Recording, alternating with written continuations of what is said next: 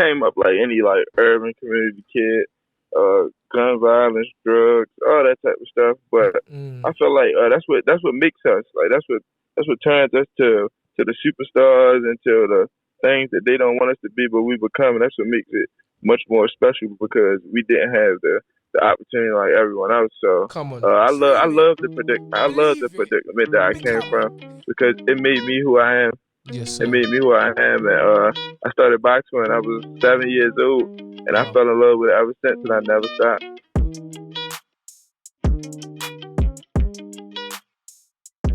Yes. Yes. Yes. Is this the big truck? The truck himself. Hold on. Listen, you see truck, you know. Let me show you a little bit about the truck. He's coached by Coach Calvin.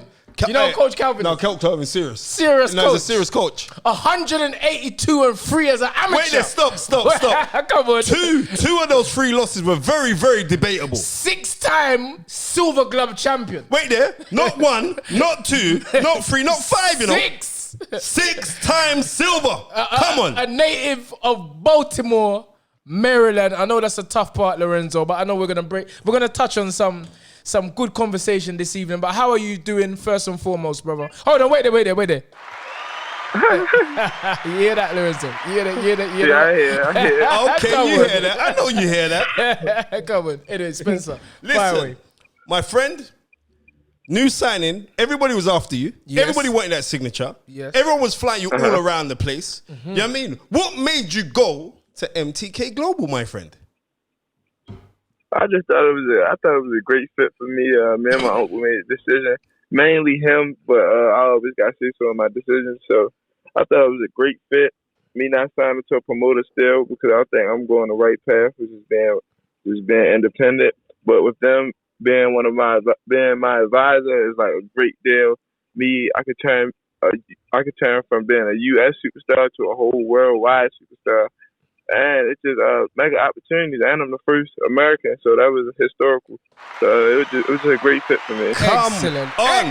That's what I like to hear. Because since you're signing, then there's also the IBF Super Featherweight champion. Yeah, right. What's his name? Lopez. Diaz. What about Diaz? Is it Joseph? Yeah, It's Diaz. Jojo. Yeah, Jojo. Yeah. Right? So when Jojo jumped on now as well. So now we're looking on this now, I'm saying, boy, you know what?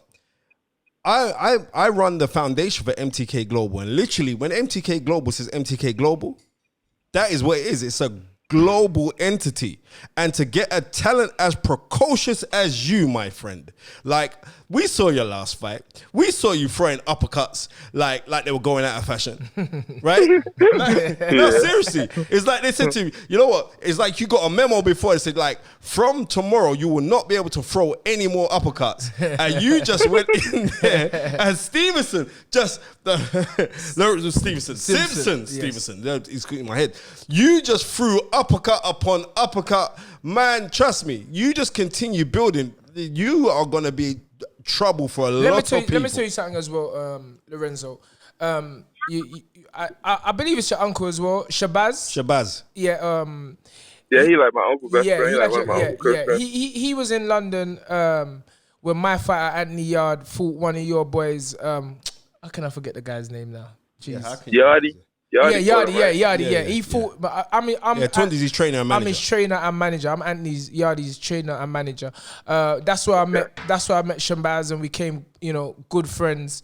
And he actually told me about you from long time. One of our first conversations, he sent me a video of you. I think you probably had one fight at the time, and he said, "Trust me, this is my nephew. He's gonna blow." And look at the words he spoke were the truth, because I'm watching your progress and, you're doing things. But tell me a little bit about yourself, when you started boxing. I know you come from Baltimore, which is a very tough area, a lot of crime and stuff like that. But just tell me a little bit about yourself, Lawrence. So I came up like any like urban community kid, gun violence, drugs, all that type of stuff. But I feel like that's what makes us. Like that's what turns us to the superstars and to the things that they don't want us to be, but we become. And that's what makes it much more special, because we didn't have the the opportunity like everyone else. So Come on. I love the Believe it. predicament that I came Become from it. because it made me who I am. Yes, sir. It made me who I am, and I started boxing when I was 7 years old, and I Wow. fell in love with it ever since, and I never stopped. Excellent. And I know you won numerous titles as an amateur. And I correct me if I'm mistaken, you share the same gym as Gervonta Davis. What's it like having, him around you and a world champion in his own right? And I mean, even by listening to you, you're only 20 years old and you speak with so much maturity. But tell me what it's like having, these great fighters like Gervonta around you day in, day out.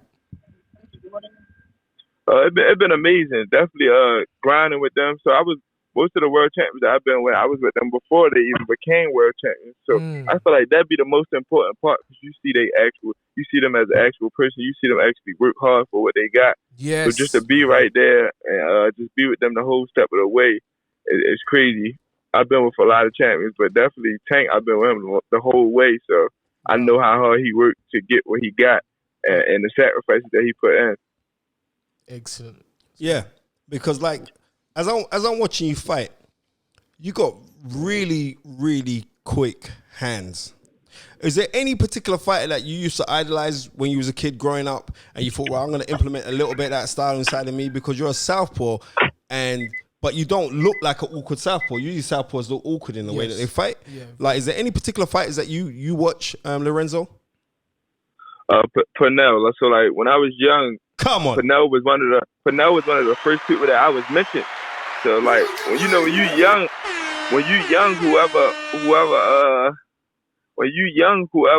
whoever get introduced to you, that's who you gonna lock onto. So I was introduced to him when I first started boxing. So that's all I really knew at first.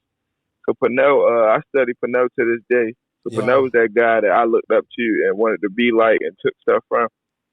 I'm going to say, like, one of the greatest performances that I've ever seen was, I think it was August, I know it was 1989. And it was Pernell Whitaker versus Jose Luis Ramirez. And it was a rematch because they fought before and they fought in Paris in Europe and Whitaker got robbed. Right?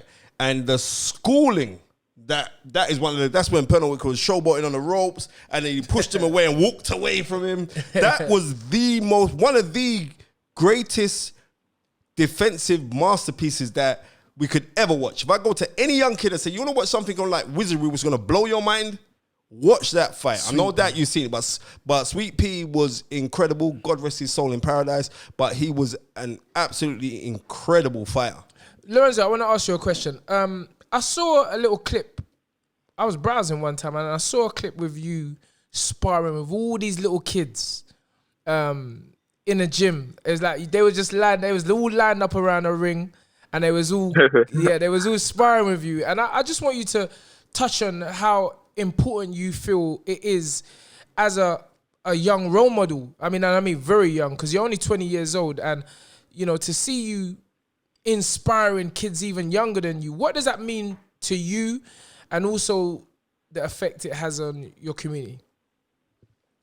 It's very important to me. Like it's a priority to me because the guys that came before me and Tank, most of them from where we from, most of them either fell into the streets and passed away or they died or they got locked up. So we didn't really get to have that. Like seeing somebody we love you, we didn't really get that one-on-one and hands-on with the person that we looked up to. So I feel like me and him do that very well.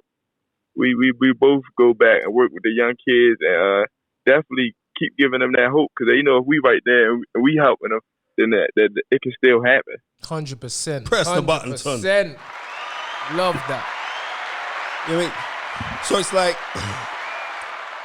what your future aspirations in the game? And like by what I'm seeing right now is something else because like a couple of the guys down at MTK Global, they were saying, there's this kid Spence, and like we're looking to do a partner up with him and his family. And I was like, okay. And they said, now seriously, trust me, Spence, we believe. And this is Bob Yordan from MTK Global, the CEO, who was saying, Spence, 3 years, this guy's picking up all the titles. What's your aspirations? Come on. I want to do a lot of great things, especially now that I have MTK Global. I want to bring everybody do world championships in LA and New York, the prime cities in America. But I want to do big things, Dubai, UK. Of course, I'm in the United States. But if I go worldwide, I just feel like no other champion really done that. Definitely not from the ground up. I'm only 20, so they're gonna be my partners from the ground up, not me already being a champion, not them just hopping on. Yes, sir. What have you sparred with any, notable fighters that obviously I know you probably moved around with Tank, but is there any notable other names that you've moved around with and you feel that you've learned something from them? Oh, definitely many. Jared Hurd, Terrence Crawford, Shakur Stevenson, Devin Haney, Javante Davis, Dennis Douglas, all these guys. I grew up and sparred with most of these guys. Okay, I recently watched a spar with you on YouTube, and you were sparring with Cunningham. Was it Darren Cunningham? Oh, yeah. Yeah, it was like you being a super middleweight and a very thick set super middleweight, and you was like, this kid's super bantamweight, so you're using him for speed. Yes. Yeah, and it's like, I just think it's nice that you guys got that camaraderie within the gyms when you come down and work. Because Mickey Bay was telling me, he's like, oh man, I see MTK Global, Mickey Bay, the former world champion, IBF world lightweight champion, saying, oh man, I see you signed Truck. Oh man, Truck, he's something special, man. Come on. Said Truck something special. I said, come on, man, we know this. But Truck is confident in himself, guys. I see a comment the other day.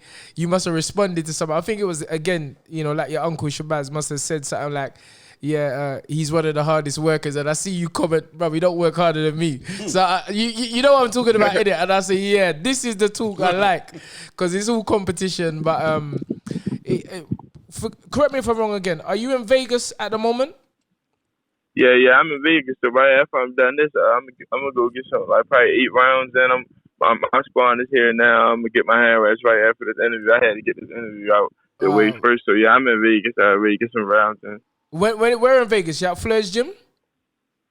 No, I'm not at Floyd's gym. I'm at I think it's called DLX Boxing Gym. Okay. I think I've been there as well. Yeah, that's it, man. Yeah. But that's the place. Vegas is the place to get that work in and gain your experience. And being so young, I think is Vegas got like 100 gyms, bro. Like, it's crazy. Every down the street in shopping center is a boxing gym. It's crazy, man. But I took Yardi over there, or O'Hara Davis, a lot of guys from the UK years back, and it was a great experience for us, and it's definitely going to help you in your career. And I wish you all the best, young brother. Your uncle was right. He told me about you, and you just you know what it is. You just got to stay focused. From what I can see of you, you just got to stay focused, and that's my advice to you. Well, from what I'm getting just by this phone conversation right now, is that you got your head screwed on for a young guy. Yes. Because like before, we were trying to get through, and I said, well, this guy come across like he's boring. And then you just lively up, and you just, you just told us the thing. And I believe that I've seen what MTK Global have done. And let me tell you this, like, they are family. When you're here with these guys, I'm just being 100, and I'm speaking from my own experience, because I've been with that company now for 3 years. Loyalty is royalty, and that is the key inside of MTK Global. And they don't make promises that they can't keep. Yes. Everything that they turn around and say is going to be factual. And all you got to do, young man, is do your work. Do your work, which I see, because like you work hard, right? Yeah, definitely. Your uncle Raheem is the guy, because me and him speak regularly. And all you got to do is just stay focused, be on this thing. You know the thing, put God first, you can never come second. And you know what I mean? One last question, Lorenzo. Tell us what Coach Calvin means to you. Man, he means so much, because you don't see a lot of coaches start kids and turn them to world champions, or make them these great fighters and help them. Like most of these people, they get them, they already a champion, or they already 18 and know they left their last coach. Man, he just more than a coach to us. Like when we got in trouble outside, or bad in school, anything, he was there for us. Or when we needed help, because anything can happen. We still people. Stuff happens at home. mother, parents, anything. He was always there for us no matter what. So I will always love him and be with him for that. Come on. Love You know the character Love that. in The Wire, the boxing coach, Yes. based on Coach Calvin. Yeah. Is that true? Yeah. Yeah, based on Coach Calvin. Yeah, that's him. Coach Calvin. Yeah, that's who's based on. Oh, wow. Right. So you have to understand the regard that Coach Calvin has in Baltimore. Yeah, I don't know Coach personally, No, but he's I a legend, man. peep his Instagram, and he's just like, I just find myself, I'm like him as well. He's always singing, he's always cracking jokes. Yeah, so happy. Yeah, man, he just looks like a beautiful brother, and hopefully one day I get to meet him. Because You will. yes, sir. Yes, sir. But Especially next time when Truck fights, and it's we want to see you here in the UK, Chuck, man. We want to see you in the Yeah, UK. definitely. Listen, now that you're with MTK Global, that's easy for you to be It's fighting in in the UK. It's in the works, definitely. Yes, sir. Definitely in the works. Yep. sir. Yep. Listen, all we can say is this. Thank you so much for blessing the fighters, right? Thank you too. I appreciate it. Nah, man, we're going to keep in touch. You just keep on doing what you're doing. And like I said, man, what's the words? Put God and the sky as our limit and eternity our measurement, my friend. It's all right? Don't worry about Spencer, man. We'll Spencer, see you at the top. Spencer, like, complicate up the thing. With me, I'm just like, bro, Chuck, just knock them out, fam. Knock them out. Thank you. It's been an honor and a pleasure. Ladies and gentlemen, on The Fight Is Right, Lorenzo the Truck Simpson. We love you, champ. Remember to like, comment, and subscribe to the Stamina for Sale YouTube channel.